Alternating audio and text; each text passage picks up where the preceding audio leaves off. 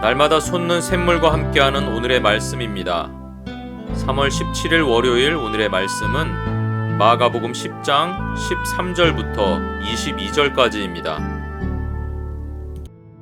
사람들이 예수께서 만져주심을 바라고 어린아이들을 데리고 오매 제자들이 꾸짖거늘 예수께서 보시고 노하시어 이르시되 어린아이들이 내게 오는 것을 용납하고 금하지 말라.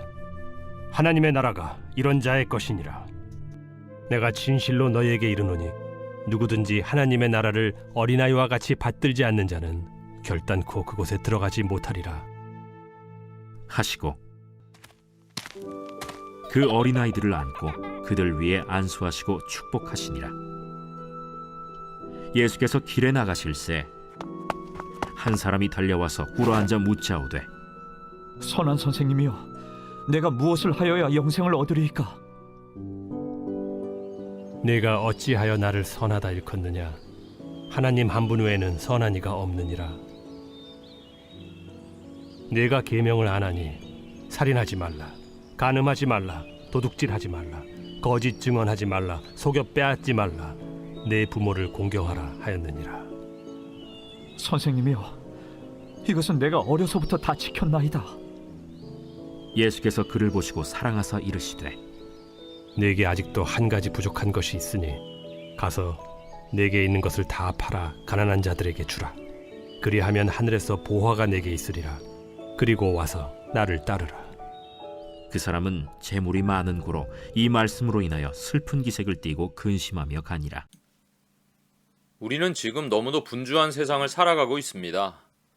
아침부터 쏟아지는 일들, 자녀 교육, 직장, 업무, 인간관계 속에서 하루하루를 버티듯 살아가고 있습니다. 그러다 문득 이런 질문이 마음에 떠오를 때가 있습니다. 나는 지금 제대로 살고 있는 걸까? 하나님 나라를 산다는 건 도대체 어떤 삶일까? 열심히 예배하고 기도도 하고 교회 생활도 나름대로 성실하게 하고 있지만 어느 순간 신앙이 형식처럼 느껴질 때가 있습니다. 무언가 놓치고 있는 것 같은 막연한 불안감, 겉으로는 믿음 안에 있는 것 같지만 마음 깊은 곳은 공허할 때가 있죠. 그럴 때 세상은 우리에게 말합니다. 더 많이 가져야 성공이고 더 높이 올라가야 가치 있는 삶이다. 그래서 우리는 자기도 모르게 자존심, 성취감, 재산, 사회적 위치 같은 것들을 쥐고 살아갑니다. 부자가 되면 하나님을 더 잘 섬길 수 있을 거야. 성공하면 하나님 일도 더 크게 할 수 있겠지. 그런데 오늘 말씀에서 예수님은 전혀 다른 이야기를 하십니다. 하나님의 나라는 어린아이와 같은 자의 것이다. 오늘 본문에는 두 사람이 등장합니다. 한쪽에는 아무것도 가진 것 없는 어린아이들이 예수님의 품에 안겨 있습니다. 다른 한쪽에는 모든 것을 갖춘 부자 청년이 예수님을 떠나가고 있습니다. 본문은 오늘 우리의 삶과 아주 깊게 연결되어 있습니다.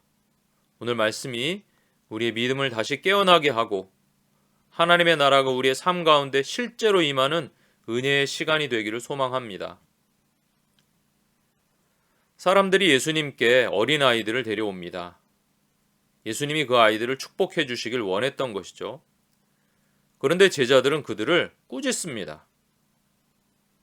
예수님께서 그 모습을 보시고 노하셨다고 했어요. 예수님께서 말씀하십니다. 어린아이들이 내게 오는 것을 용납하고 금하지 말라. 하나님의 나라가 이런 자의 것이니라. 여기서 이런 자는 어린이의 지위를 가진 자를 말합니다. 즉 사회적으로 낮은 자, 권력이 없는 자를 상징합니다. 이어서 예수님께서 말씀하시기를 누구든지 하나님의 나라를 어린아이와 같이 받들지 않는 자는 결단코 그곳에 들어가지 못하리라. 엄청난 선언이죠. 하나님의 나라를 받든다는 말은 받다, 받아들인다 라는 말이에요. 그럼 하나님의 나라를 받아들인다라는 말은 무엇이죠? 그것은 하나님의 다스리심, 통치에 순종한다는 말입니다. 하나님의 뜻에 순종하는 거죠. 하나님의 나라에 누가 들어가느냐? 어린이처럼 하나님의 나라, 즉 하나님의 통치에 순종하는 자가 들어가는 것입니다. 자신의 권위와 권력을 버리고 하나님의 통치를 받아들이고 순종할 때 하나님의 나라는 우리에게 임합니다. 하나님의 나라는 인간이 성취할 수 있는 것이 아닙니다. 노력한다고, 열심히 최선을 다해 노력한다고 하나님의 나라를 얻을 수 있는 것이 아니에요. 그러므로 하나님의 주권에 순종하지 않고 자기를 주장하는 사람은 절대로 그 나라에 들어가지 못합니다. 하나님의 나라를 어린아이와 같이 받아들이는 자. 16절에 보면 예수님께서 그 어린아이들을 안고 그들 위에 안수하시고 축복하셨다라고 기록하고 있습니다. 이제 장면이 바뀝니다. 한 사람이 예수님께 달려옵니다. 선한 선생님이여, 내가 무엇을 하여야 영생을 얻으리이까? 이에 예수님은 계명을 말씀하십니다. 살인하지 말라, 간음하지 말라, 도둑질하지 말라, 거짓 증언하지 말라, 속여 빼앗지 말라, 내 부모를 공경하라. 그가 말합니다. 선생님이여, 이것은 내가 어려서부터 다 지켰습니다. 예수님께서 그를 보시고 사랑하사 말씀하십니다. 내게 아직도 한 가지 부족한 것이 있으니 가서 내게 있는 것을 다 팔아 가난한 자들에게 주라. 땅을 팔아서 가난한 자들에게 주라는 것은 아까 말씀하신 십계명의 적극적인 실천입니다. 하지 말라는 계명이 사랑의 소극적인 실천이라면 가난한 사람들에게 베푸는 것은 사랑의 적극적인 실천인 거예요. 본질이 같은 것입니다.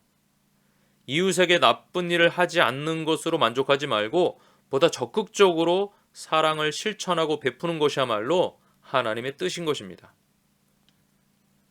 그렇다면 왜 계명을 지키기 위해 토지를 팔아서 가난한 자들에게 주어야 했을까요?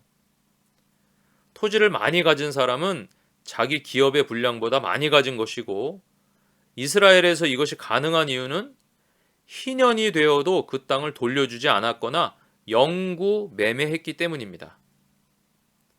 하나님께서는 희년이 되면 각 지파 가족에게로 그 땅이 돌아가도록 명령하셨습니다. 그러니까 어떤 사람이 기업의 분량보다 토지를 많이 가질 때 토지를 잃은 자들은 결과적으로 가난하게 되었던 것입니다. 십계명을 지킨다고 하면서 하나님의 토지법을 지키지 않는 것은 잘못된 것입니다. 그래서 십계명을 어려서부터 다 지켰다고 말하는 그 사람에게 예수님은 내게 아직도 한 가지 부족한 것이 있다고 말씀하신 것입니다. 그러면서 예수님은 그에게 놀라운 약속을 주시죠.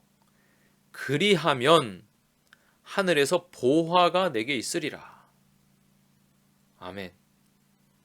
이 생에서 부유한 것보다 더 큰 가치가 있다는 것을 알려주신 것입니다. 다시 한번 21절을 보세요. 예수님께서 그를 보시고 사랑하사 이르시되 내게 아직도 한 가지 부족한 것이 있으니 가서 내게 있는 것을 다 팔아 가난한 자들에게 주라. 그리하면 하늘에서 보화가 내게 있으리라. 그리고 와서 나를 따르라 하시니. 그러나 오늘 본문은 22절을 통해 이 놀라운 말씀을 들은 그의 반응을 이렇게 묘사합니다. 그 사람은 재물이 많은 고로 이 말씀으로 인하여 슬픈 기색을 띠고 근심하며 가니라. 왜일까요? 재물이 많으면 줄 수 있는 것이 더 많을 텐데 왜 슬퍼하고 근심하며 예수님에게서 멀어져 간 것일까요? 그에게는 하나님의 뜻보다 주님의 말씀보다 더 소중하게 여기는 것이 있었기 때문입니다. 그래서 하나님의 통치, 즉 하나님의 나라를 받아들이지 못한 것입니다. 그래서 예수님을 따르라는 말씀에 순종하지 못한 것입니다. 우리는 흔히 생각합니다.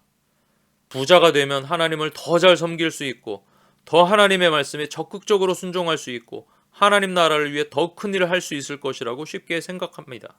그러나 그것은 재산의 많고 적음의 문제가 아니라는 것을 알 수 있습니다.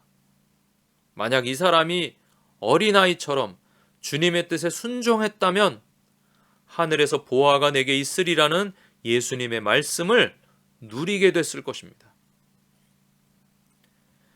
여러분, 혹시 나도 모르게 하나님보다 더 붙잡고 의지하고 바라는 것이 있진 않습니까? 재물, 자존심, 명예, 성취, 하나님 나라를 맡고 있는 그 어떤 것이라도 내려놓아야 진짜 제자가 될 수 있습니다. 사랑하는 여러분, 오늘 예수님은 우리에게 두 사람을 보여주셨습니다.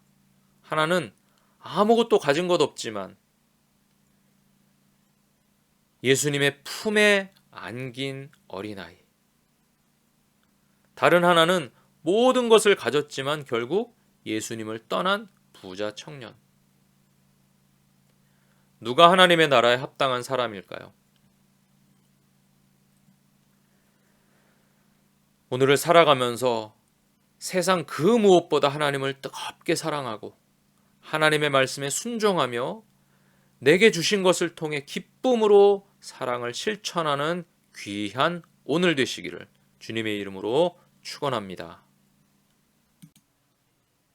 하늘에 계신 우리 아버지, 아버지의 이름을 거룩하게 하시며 아버지의 나라가 오게 하시며 아버지의 뜻이 하늘에서와 같이 땅에서도 이루어지게 하소서. 오늘 우리에게 일용할 양식을 주시고 우리가 우리에게 잘못한 사람을 용서해 준 것 같이 우리 죄를 용서해 주시고 우리를 시험에 빠지지 않게 하시고 악에서 구하소서. 나라와 권능과 영광이 영원히 아버지의 것입니다. 아멘.